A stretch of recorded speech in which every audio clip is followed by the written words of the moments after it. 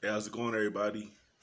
I would normally ask y'all how y'all are doing, but I kind of feel like that question is rhetorical right now since there's so much drama all around us. It'll be easy to say I'm not doing that well, but that's only if you consider outside forces like the news, the media, social media, politics. How are you doing personally? Your day-to-day lives, your friends, your familiar relationships. That's what I mean when I'm asking you how are you doing. Where do I begin? I guess today's video probably like, who the heck is this kid? So I'm a familiar face. Well, hopefully I can become a more familiar face if you tune in and start to watch more of my videos. Um, my name is Lance. Go by Advanced Lance. Um, I just want to talk about some things today. Um, Mainly where I feel America is at in current times. So let's get deep for a second. Great Britain has one of the greatest empires of all time. So one could look at America as the son and Great Britain as the father. And they always call Africa the motherland. So for using those um, analogies, Great Britain is the father and Africa is the mother. And America is the marriage and the child between that relationship. Okay? So just bear with me for a second as I try to make this point. um, let's say, Africa's dad, the old God, the Israelites, the Sumerians, and the Anunnaki. It's like, okay, Great Britain, take care of my daughter. Since you're gonna take her away from me and bring her into a new society, bring her into your family. But we all know Great Britain didn't do that. The Europeans um, raped Africa, abused Africa, and now we're seeing the results of it. We've been seeing it for the last couple of centuries, but now it's all coming to a head, and a lot of pent up frustrations and emotions and negative biases that lead us to all these riots and George Floyd. So, from that perspective, we have to say, dang, things are really screwed up right now. And how do we move forward in a great type of progression? Move north, don't move south, not east, not west, but for upward trajectory. So, um, I feel like a good way would be having more black and minority lawyers and lobbyists because the people that make the decisions and that make amendments to the laws and that represents the politicians and that represents the powerful are the ones whose, laws we live under. Those are really the gatekeepers of the world. And that's just my opinion. I feel like if we have more minority lobbyists, then there will be more of a minority agenda. And we all have agendas. We all have hidden agendas. Not saying it's a positive agenda or a negative agenda. It's just we all have things that we want to see happen in the world. I look at my sister Greta Thunberg. She's like she's like a superhero in my eyes. Um, I'm a millennial. The baby boomers, the Generation X. They've had their days. Generation X's primes is behind them, and now it's our turn to take care of the mess that our previous predecessors, our previous generations have laid upon us. We can't be, you know, you know, um, living off of mommy and daddy all our lives. I'm not going to. I'm not trying to call anybody out and say if they can't do more than what they're doing now, okay, that's fine.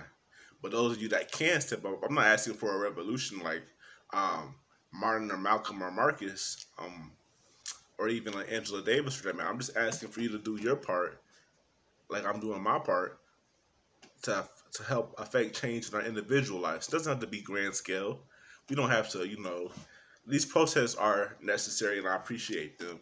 I'm glad they're going on. But when it comes to the pillaging and the burning of buildings, it concerns me because I don't want the innocent to get confused with the guilty. Even to another degree, I don't want the good police officers to get the bad karma that the negative police officers are going to receive here soon. And, I don't want to get political, but the president of America is not representing the values of the common people. I think that's fair to say. I think that's still unbiased. I think that's obvious. So, Great Britain being the father, Africa being the mother, and America being the child, Not to ignore the other parts of the world like Asia and South America and Australia, because they all have strong representation here in America as well. But I'm thinking that's the main theme of today's problem. And just look at like some of the ancient pantheons of mythologies, like the Greeks and the Norse and the Romans and African and all around the world. There's a big battle that happens every so often. Let's say every 1,000, 2,000 years, there's a big battle where the old goes and the new comes, and it's like that's what this is. I'm not saying people are getting all over sensationalized saying this is the end of the world. Well, it's because a lot of us never seen things to this magnitude. Even the people that had been around for the civil rights era, they've even said themselves that this might be a little more emphasized right now. And I think I'm in shock personally because I've read about things like this in the history books, but living through times like this can be overbearing at times and mentally strenuous. So, keep me in your prayers. I'm not saying I'm feeling suicidal or nothing like that. I'm just saying, the magnitude of today's problems wear on me, and some days I don't feel like doing anything but just resting so I can, soak in all the information without trying to get overwhelmed. I feel like that's a sentiment that a lot of us share. But with that being said, going back to the pantheons, a great battle, the Zeus overthrew Kronos, Thor and Odin, Ba and Ra, and I said Ba, Bast and Ra, and just I find those things interesting because at one point in time, those mythologies were considered religion. There was people really worshiping those gods as if that was the Abrahamic God of today. And then look at our fiction, our sci-fi and our fantasy. You got DC and Marvel and other lesser known entities. You got all these good distractions or other planes of existence that allow us to imagine things in a different perspective. Like Rick and Morty is a really good show because it lets people laugh at serious events. Some of the things that Morty is doing and Ricky, it's like, wow, the world just ended, but he saved it, but he didn't save it. It can be kind of, highbrow humor because it's a lot going on at once. The Simpsons has always been a really good mockery of, things that are happening around us, and they've even had a few predictions, just study, not even things around the world, just do personal studies of personal development, brush up on your math and your English and your literature and your science. Just look at a good YouTube video, and say, I learned something new today. That's my drug of choice is knowledge, That has replaced any previous bias that I had at a younger age because knowledge is the ultimate weapon. It's not good to always be naive and be unaware of how to put your best foot forward in life. So, try to learn something every day. That's the word of advice I give you. I also want to say, it feels kind of getting kind of long. Hold on, do about let's go another 2 minutes. Because YouTube algorithms and all that. But I've been sharing this quote with some people personally in my life. I want to share this quote with y'all as well. Um, Life is the C between your B and your D. And by that, I mean life is the choices between your birth and your death. I saw a guy say that. I think his name was like John Quick or Jimmy Quick. He's like a life coach for billionaires and celebrities, and that just hit me different. Feel like I was in church and had a hallelujah moment. But I kind of internalized that and said, okay, so life is the choices between my birth and my death.